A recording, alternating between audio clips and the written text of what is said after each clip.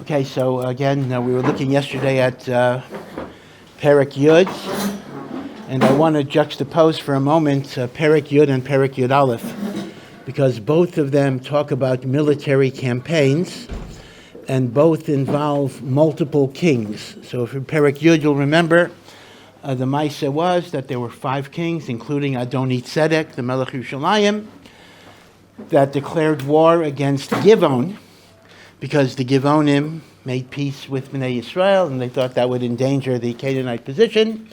And the Givonim then turned to Yehoshua for aid, and Yehoshua gathered his army against those 5 kings. The armies were defeated, the armies were annihilated, and the 5 kings were executed and hung. And the 2 significant aspects of that story is, number one, as the armies of those kings were retreating before they were massacred and defeated, there were hailstones, huge hailstones that came down min hashamayim, and the pasuk says the people that died from the hail was even greater than the casualties of the war. And the second part of the story is, of course, the very famous stopping of the sun for either 6 hours or 12 hours or 24 hours. Some even say more than that.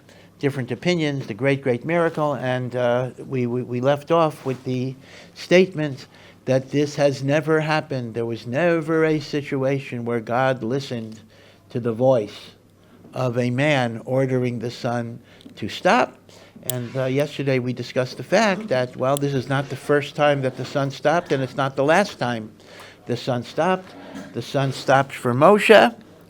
The sun stopped for Yaakov Avinu. The sun stopped for Chizkiyahu when he was sick. And the sun stopped much, much later for Nakdimon ben Gurion in order that he should be able to meet his commitment to pay back the water that he had borrowed. But the Meforshim say that in all of the other cases, the sun stopped. Hashem, in the merit of the tzaddik, Hashem gave a great miracle, but it was not at the order of a person. A person didn't order the sun to stop. Here, HaKadosh Baruch Hu mamish listened to Yehoshua that said, Shemesh ba'givain dam, let the sun in Givon stop. Now, when it describes that miracle, there's another phrase that's used. Halo kisuva b'sefer hayoshor. Behold, this is written in the book of the upright. Meaning, if you want to know about this miracle, behold, it is written in the Sefer HaYashor. That's very enigmatic. What is the Sefer HaYashor? What is Sefer HaYashor? So there are many different opinions about this. The Gemara in Avodah Zarah says that Sefer HaYashor is actually a remez to either the Torah as a whole, or in particular Sefer Breitowitz or Chumash Breitowitz. That Chumash Breitowitz is called Sefer HaYashor because it is the story of Avram, Yitzchak, and Yaakov that are called Yesharim. They are called the upright ones. So essentially, Sefer HaYashor is Chumash Breitowitz. So Derech Agav, the Nitziv, in his Hakdama to Hamikdavar's Hakdama to Sefer Breitowitz, actually goes into this idea, why is Sefer Breitowitz called Sefer HaYashor? Because he explains that the idea of Yashor is not so much Bein Adam Lamakom, it is primarily Bein Adam Lechavero. In the book of Breitowitz, there are relatively few obligations of Bein Adam Lamakam. I mean, the mitzvahs were not really given yet. Yeah, the Avos may have kept the whole Torah before it was given, but in terms of mitzvahs, how many mitzvahs do you have in Chumash Breitowitz? You actually have 3 mitzvahs that out of the 613. We have the mitzvah of Pru Urvu, being fruitful and multiplying, the mitzvah of procreation. We have the mitzvah of Bris Milah, circumcision, which was given to Avram, and we have the mitzvah in this week's Parsha, the negative commandment of not eating the sciatic nerve, not eating the what's called the Gid HaNasheh, to commemorate the idea of Yaakov struggling with the angel and the angel smiting him on the thigh. So Sefer Chumash Breitowitz is not a book about mitzvos that Hashem commands you. There's no reference to Shabbos, to Kashrus, to Tefillin. All of these things came later, even if the Avos may have kept them, but that's not recorded, meaning the Chumash does not talk about that. But he says the primary thing you take from Chumash Bereshis is about midos, about tzedakah, about chesed, and the like, and that is the idea of yashrus. Yesharim lamakim is Sefer HaYashar. Okay, so whatever the reason, if Sefer HaYashar means Chumash Bereshis, so what does the pasuk mean? Yehoshua ordered the sun to stop. And behold, this is alluded to in Sefer HaYashar Chumash Bereshis. Well, where is it alluded to in Chumash Bereshis that Yehoshua is going to stop the sun? So Rashi, on that pasuk, actually says it is alluded to in Parshas Vayechi, the last parsha in Chumash Bereshis. Remember that Yaakov is on his deathbed, and Yaakov cannot see very well, and he asks for Yosef to bring his sons, Ephraim and Menashe, to him, and then you'll remember the story that Yosef puts Menashe, the older son, to Yaakov's right, because the older son is supposed to get the better bracha, although it's interesting that Yaakov should, Yaakov knows that that's not always the case, but whatever it is. So Menashe is placed to Yaakov's right, and Ephraim is placed to Yaakov's left, and Yaakov switched his hands, so his left hand would be on Menashe, and his right hand would be on Ephraim, that Ephraim would be more dominant than Menashe. Ephraim was more righteous, whatever it would be, and Yehoshua ben Nun comes from Shevet Ephraim. And when Yosef asked him, why don't you put your right on the older son? So he says, Menashe will have Hatzlacha, but with Ephraim, Zaro Yiyah, this is in Vayechi, Zaro Yiyah Malo Goyim. His seed will do something that will fill the nations of the world with envy.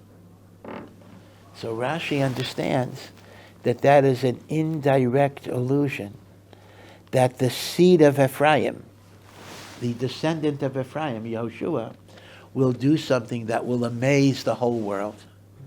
And that's what it means in your Sefer Yehoshua. Behold, this is alluded to in the Sefer HaYashar, which is Chumash Bereshis. Rashi learns the pasuk Zarei, which is going on Ephraim, Yiyah Maloi Goyim, he shall fill the nations with admiration and amazement. Because when the sun stopped, apparently it was a worldwide phenomenon. Now, obviously, you have to figure this out. Maybe we need an astronomer, because half of the world is dark. So I assume when it was dark, but at least every part of the world that had daylight, the day was prolonged. So everybody saw this great, great miracle. And that's Zaro Yiyah Maloi Goyim. There is another pshat, which I don't think has a makar in Chazal, but some say that maybe it is alluded to in Yosef's dream. So it's not Ephraim specific, meaning Rashi's makor is Ephraim specific. The second makor I'm going to tell you is not Ephraim specific, but it's Yosef. And Ephraim, of course, comes from Yosef. And that is when Yosef dreams in next week's parsha. So Yosef had a dream that the sun and the moon and the 11 stars bowed down to him. Now, although Chazal interpret the sun is Yaakov and the moon is Yosef's mother, although not Rachel, because Rachel died, but Bilhah, who eventually bowed down, and the 11 stars are the tribes. But perhaps the bowing down of the sun, at least, this doesn't explain everything else, is a remez that a descendant of Yosef shall have power over the sun, ordering the sun to stop moving. So we have two pshatim, meaning Sefer HaYashar means Bereshis, and there are two possible allusions to the stopping of the sun by either Yosef and his descendants of Yosef or Ephraim specifically. One is Yaakov Avinu's statement, V'zaro Yiyah Malo Goyim, or Yosef's dream that the sun will bow down to him i.e., the son will be subordinated, S-U-N, the son will be subordinated to the Zerah of Yosef, which is Ephraim. Okay, so that's just the reference to Sefer HaYashar. Okay, now, so chapter 10, Perek Yud, is essentially a southern war, meaning all of the kings that were enumerated are in the south of Eretz Yisrael. Remember, the two cities that we can identify is the king of Yerushalayim, Adoni-Tzedek, and the king of Hebron. So this is typically called the southern campaign. This got us the southern portion of Eretz Yisrael, which we will see later was largely occupied by Shevet Yehuda. But we'll get to the division a little later on. Perek Yud Aleph discusses a second campaign against the Jewish people, led by kings of the north, and in particular, the lead king here was the Melech of Chatzor. Chatzor was a major city in the north, and they had heard what had happened in the south, and they got together, and they waged war against the Jewish people, and a war took place near a lake that is called Mei Marom. Mei Marom, which literally means high waters. What is Mei Maron? Well, Mei Maron is extinct. Mei Maron is gone. If you think about the waterways, right, we have the Yarden River, which there are other rivers in Eretz Yisrael, but the Yarden is the main river. That's Israel's version of the Mississippi River, so to speak, although it's a lot smaller. And if you go, the Yarden ends in the Dead Sea, right? The Yarden flows into the Yam HaMelech. But if you go north along the Yarden, you will see that the Yarden flows from Yam Kinneret, although the truth is the streams of the Yarden are much north of Yam Kinneret. It flows into the Kinneret, and then it keeps on going past the Kinneret until it reaches the Dead Sea. Now, if you look at old maps of Israel, by an old map, I don't mean an ancient map. If you look at a map of Israel in 1948, or 1950, or 1960, you will actually see that north of Kinneret, north of Yam Kinneret, was a small other lake, another lake north of Kinneret, that used to go by the name Chula. And Chula, what's called Chula, was in fact Mei Marom. It's called Marom because it's higher. It's higher than Kinneret. It's going north, so to speak. And the reason why, right, so tell your guide you want to visit Lake Chula. He will look at you as if you're nuts, because Lake Chula is no longer there, because basically it became a very mosquito-infested area, became marshy. It was a very small lake to begin with, and the Israeli government simply drained it. So there is no Lake Chula anymore. But I know people who remember Lake Chula. They used to go there for different recreational activities. This goes back into the 40s, the 50s, and the like. And Lake Chula is alluded to in the book of Yoshua. This was the war of the kings of the north, Mei Marom. And once again, it describes Yehoshua as defeating them. Lo sechaye kol neshama. No person was allowed to live. They did not accept shalom and the like. Now here, though, although obviously it was a great military victory, al pi Hashem, there is no supernatural miracle that is recorded, meaning unlike what's called the Southern Campaign, where you had both the hailstones and the stopping of the sun, there is no Nes Nigla that is recorded in what is called the Northern Campaign. But there are some unusual things that happened in that war up north that I don't really have a great mahalach for, and the Meforshim don't help you very much.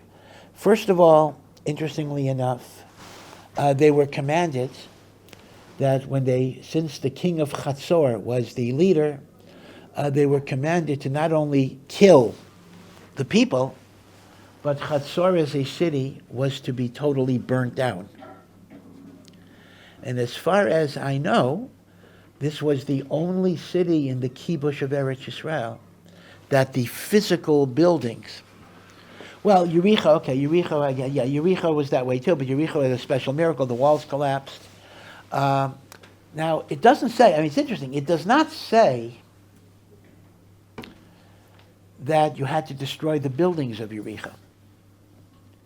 Although it does say anyone who rebuilds the walls will die. So we discussed this. It's possible that even Yericho, you were allowed to live in Yericho. If you didn't rebuild the walls, you can live in Yericho. So I'm going to look at the language again. But as far as I know, Chatzor is the only city in which not only were the inhabitants killed, but the actual physical city had to be destroyed and burnt.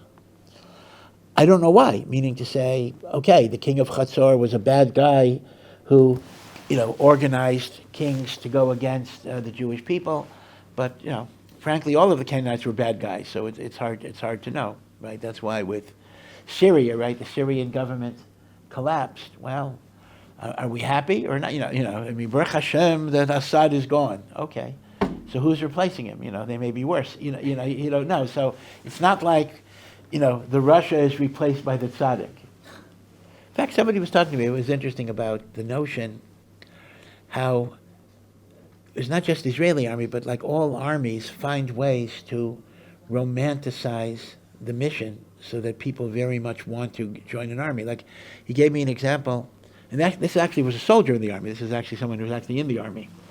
He gave me an example of Russia versus Ukraine. Like, why would somebody, let's say you're Ukrainian, why would you give your life to prevent Russia from taking over? I mean, your life is lousy under the Ukrainian government, and it'll probably be lousy under the Russian government. So, like, Lamai Nafkamina, well, what is it that say, I'm going to give my life so I can continue to be ruled by tyrants in Ukraine, and I'm not going to let the tyrants in Russia? Like, Lamai Nafkamina, meaning the whole idea is kind of a very, very strange idea that, you're loyal to these causes that have no impact on your actual life. Okay, but be it as it may, so one thing to know, so I'm just pointing at HaRav, I'm not giving you an answer. The unique idea that Chatzor is physically destroyed. As a city, none of the other cities were. The second thing that's unusual about the northern campaign is that all of the chariots of the enemy, whether from Chatzor or from the other kings, the chariots, they came with a lot of chariots, have to also be burnt, destroyed. Now, Shalal, it's not like Yericho. The spoils of war, the gold, the silver, the clothing, that could be taken even from Chatzor. Okay, so it's not the same as Yericho. The spoils of war were permitted to be taken, but the city of Chatzor had to be destroyed, and all chariots had to be destroyed as well. I'll give you a little explanation for that in a minute. So there's the destruction of Chatzor, there's the destruction of the chariots, and then there's the third thing, which is the most problematical of all of the horses that are taken from these northern armies, whether Chatzor or the other kings, have to be hamstrung. You know what hamstringing a horse is? You cut the tendon, the major tendons in the back of the leg. A hamstrung horse fundamentally can obviously not run, but it also cannot really walk very well. It limps. Basically, you're mutilating the horses. Now, again, this is absolutely unique. This did not occur. There's something about this northern campaign that has some special rules that don't apply anywhere else. And of all of the things, the hamstringing the horses seemed to be the biggest problem, because we know there's an Isser D'Oraisa of tsar balei chayim, of causing pain to animals. So some Meforshim want to say, well, hamstringing a horse doesn't really cause pain to an animal. But, listen, I mean, Mitzias is Mitzias. I mean, say, it doesn't bother the horse. Well, it does bother the horse. Horses are made to run, to gallop. The thing is a cripple. You're making the horse a cripple. There's no question that this is a pu'ula of Tsar Balei Chayim. Now, halachically, if Hashem says to do it, so you do it. So it's not a question of how could they do it, but the question more is, why would Hashem command it if it causes Tsar Balei Chayim? So here, the Malbim says, they give answers, but I don't know, it's not for me to judge. The answers are not mishnachneya, meaning they don't really persuade so much. But I'll tell you what the answer that the Meforshim give. We see later in the Torah, well, not later, earlier in the Torah, right, in Parsha Shoftim, the Torah talks about a melech is not allowed to accumulate a lot of horses, lest he return the people to Mitzrayim. So here we have a little bit of a similar idea. We don't want the Jewish people to accumulate a lot of horses and a lot of chariots. This is the same thing, because then they might be led astray into thinking that their later victories are because of their military might, because of their armaments. In other words, HaKadosh Baruch Hu wants the Jewish people to kind of be under-weaponized, underfunded, so they will always have the hakara that the nitzachon comes from Hashem. So if they would keep the chariots and not hamstring the horses, they might attribute subsequent nitzachon to kochi v'yotzem yadi, which the Torah itself identifies as an occupational hazard. Therefore, the horses are hamstrung and the chariots are burnt. Now, I'm assuming, although I don't have a raya, that if you're told you have to hamstring the horses, you do have the option of just killing the horses outright, which might be better. Meaning, if you want to keep the horses, this is what you have to do. But I don't think you have to keep the horses in that condition. You could kill them, either before you take them or hamstring them or afterwards. That way you take them out of their misery, whatever it is. Well, this is the reason Meforshim give, but number one, it only applied here. We had other wars where there was no such restriction, unless you're going to say in the other wars there weren't chariots and horses. You're still picking a particular war, and you're giving us these special rules. So I'm just going to leave that as a tzorach and something to think about. So again, when you compare Perek Yud and Perek Yud Aleph, Perek Yud is the war of the southern kings, including Yerushalayim and Hebron, and that was distinguished by the hailstones and the stopping of the sun. Perek Yud Aleph is the war at Mei Marom, Chula, north of the Kinneret, and here we don't have miracles, but it was a great military victory, and we have the unusual rules of burning the city of Chatzor, destroying all chariots, and hamstringing the horses. And again, those were unique only for those particular wars. Now, a final point about the northern campaign is the word north is actually a misnomer. Because it's only called north because that's as far north as Yoshua got. In modern Israel, we would actually call that Merkaz, or maybe the southern part of the Galil. There are areas far north of that, going into Lebanon, which in fact were not even captured in Yoshua's lifetime and were captured later. So when it says north, don't think of this as the northern boundary of Eretz Yisrael. It simply means it's as far north as Yoshua got, which basically means that the conquests of Yoshua take you somewhat north of Yam Kinneret, right? Somewhat north of Tiberia, what used to be Lake Chula. Mei Marom was the as far as Yeshua got, but the northern boundary of Eretz Yisrael is much further. Even the state of Israel is further than that, and of course, Eretz Yisrael goes beyond the northern boundary of Medinat Yisrael, going into Lebanon, and the like. Okay. Again, we'll discuss what happened to those other territories. Now, you'll remember I did mention, getting ahead of myself, that when the land is divided among the tribes, even the unconquered land is divided. So Asher, for example, is far north. Asher is given territory that was not even conquered in Yoshua's lifetime, but it was assigned to him. Right? So don't confuse the extent of Yoshua's conquests to the extent of the land that is going to be divided among the tribes, which includes areas that Yoshua did not conquer yet. Okay. Now, we then move to Perek Yud Beis. So it's Yud Aleph, Yud Beis. And Yud Beis is essentially a summary by the end of Yoshua's life, because Yoshua is towards the end of his life, actually. The last 7 years of his life, because he dies shortly after the division of the land is completed. And it's a summary of Yoshua's, or not just Yoshua's conquest, but the land that the Jewish people have conquered up to this point.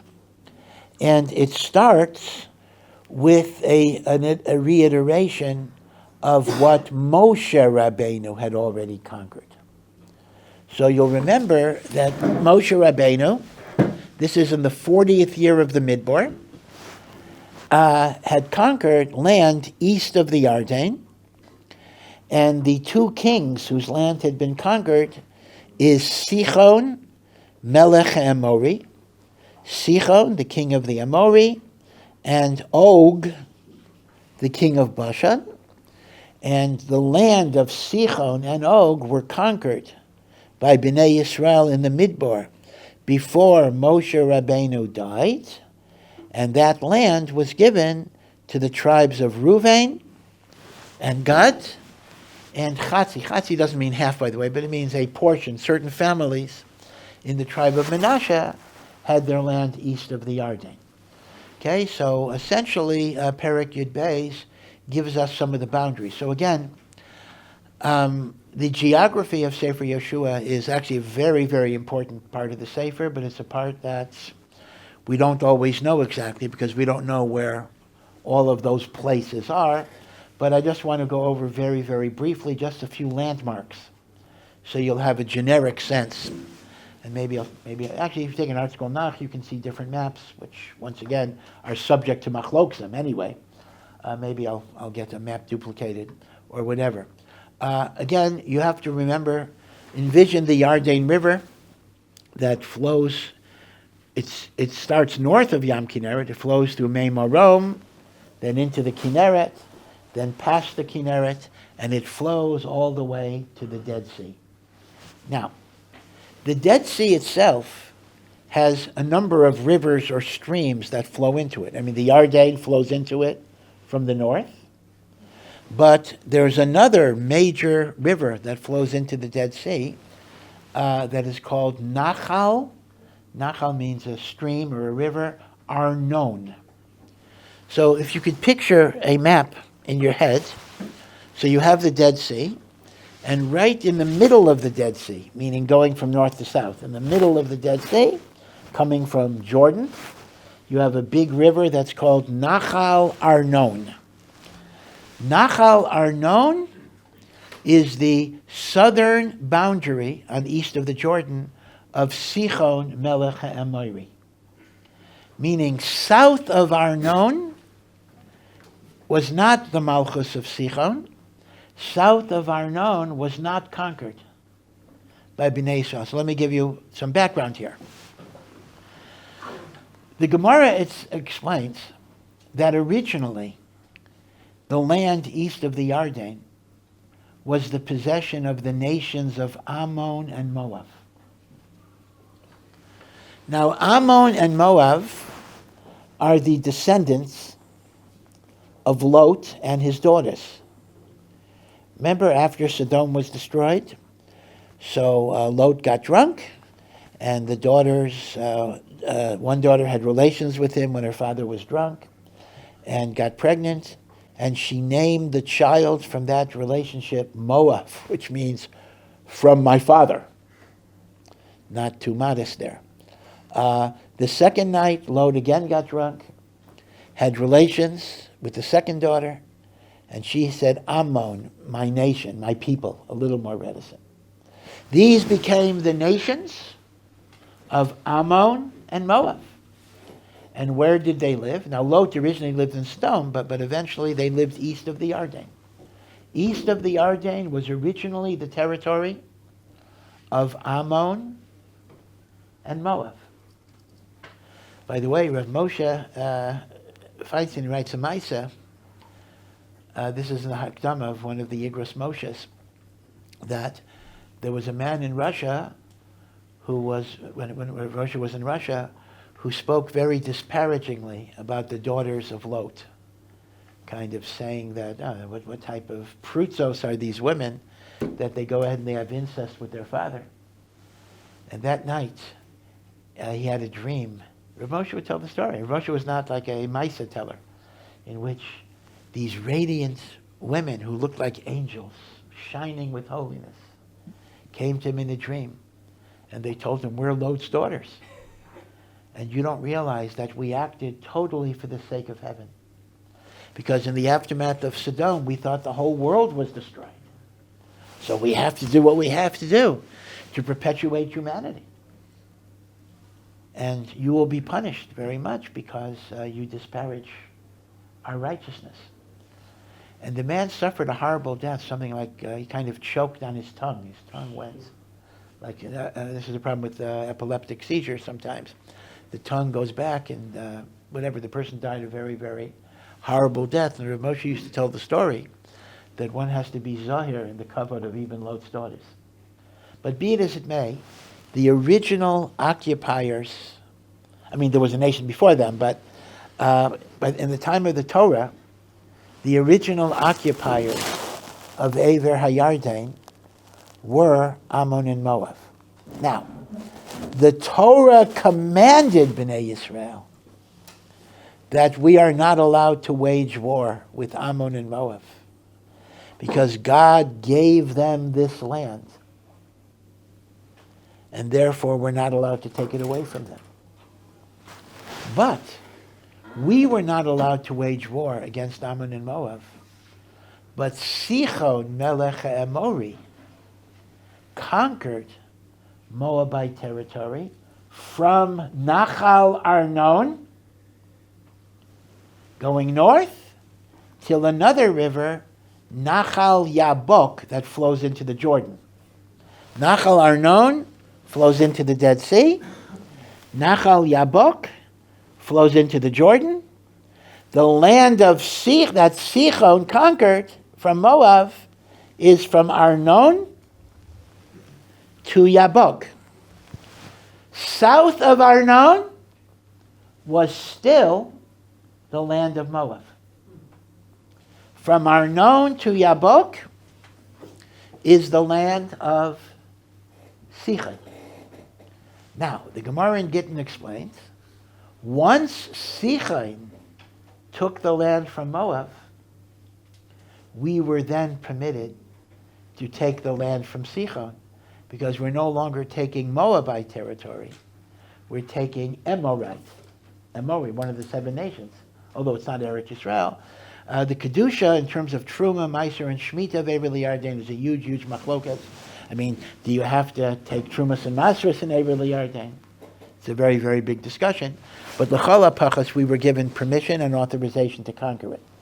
Okay, so the land of Sichon is from Arnon to Yabok. By the way, Nachal Yabok is very, very important. It is actually mentioned in this week's Parsha, when Yaakov is coming from Haran, which is Syria, and he comes back to Eretz Yisrael, he crosses Nachal Yabok, and he's going to enter the land south of Nachal Yabok, and then you'll recall, he forgot some small jars, and he went back himself to cross he crossed north, right? He crossed the river north, and that is where he encounters the mysterious man that is the angel of Esav. Okay, so I don't expect you to be experts in geography. I am not an expert in geography.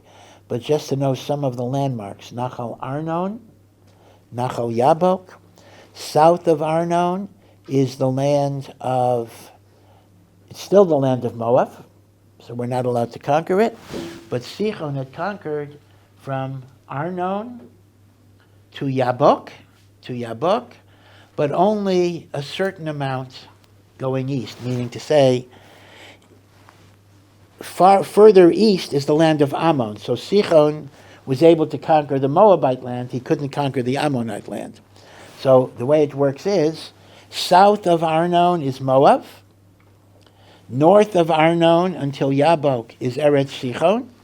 But as you go further east, there's an Ammonite border. So Sichon could not conquer the Ammonites, and we were not allowed to conquer the Ammonite territory because we could only take what was conquered by Sichon.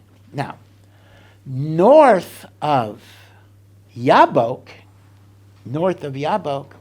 was also conquered, but that was the land of a different king, Og Melech Habashan. Okay, so from Arnon to Yabok is Eretz Sichon, although to the east of that would be Ammon. North of Yabok begins the land of Og Melech Habashan, and we were allowed to conquer that as well. And in terms of Reuven and Gad, the basic idea was Reuven and Gad divided the land of Sichon, and Chatzi Shevet Menashe got the land of Og. That's more or less approximately the way that division worked. So before the Perek Yud Beis discusses Yoshua's conquest, it goes over the conquest of Moshe Rabbeinu, and it gives you the boundaries of Eretz Sichon, Og, and the territory that still belonged to Moab and Ammon that we were not allowed to touch until Mashiach comes. After that, it then enumerates the kings that Yoshua had vanquished in his 7 years of conquest, and it mentions 31 kings. You probably have heard this. Chazal constantly say Yoshua was able to vanquish Lamed Aleph Malachim, 31 kings. However, even that is a little misleading, because vanquishing the king doesn't always mean conquering the territory. The one outstanding example is when it mentions the 31 kings that Yoshua vanquished, it mentions Adoni Tzedek, Melech Yerushalayim, but as I explained yesterday, even though the king of Yerushalayim was killed, we actually did not conquer Yerushalayim. Now, most of the other ones we actually conquered. But you see, Yerushalayim, we actually did not conquer. Now, I'm going to leave it for next week. There is, after that list, a very, very perplexing pasuk, a very difficult idea. It makes the point. There was not a single city except the Givonim that made peace with Bnei Israel, that accepted Shalom. Okay, that's true, and that's why they were annihilated. But then it says, and this came from Hashem, in order that Bnei Israel should be able to destroy these nations, and they shouldn't be a michshel to Klal Yisrael. So what you seem to be having here is the old problem of Hashem hardening Paro's heart, meaning the implication of the pasuk is, sure, if the Jewish people are achieving victory after victory after victory, and every victory they wipe out a city, one might assume that the Givonim shouldn't be the only one who want to make Shalom. So why didn't other cities make Shalom? Again, this is only a kasha like the Rambam, that they have the option of making Shalom. And it says, Hashem hardened their hearts so that we would destroy them. That's what the pasuk says. So this is something we need to talk about and think about, and that is, well, gee, is that fair? If the mashmos is they would have made Shalom had they been able to act on the basis of their desire, is it fair that Hashem is taking away, so to speak, their free will? is hardening their heart so that they will get killed? Because that's the alternative. It's a pretty drastic alternative, right? If you don't make shalom, if you're of the 7 nations, you die. And Hashem wanted them to die. Therefore, Hashem took away their free will to make shalom. So that we're going to have to talk about. And again, it'll be very much connected to Hashem hardening Paro's heart and getting punished for it. Same problem. Is that going to be just? Is that fair? Okay, so we'll stop here. Thank you for listening to this Awesome Ech production. To find out more and to partner in our mission, please visit ohr.edu.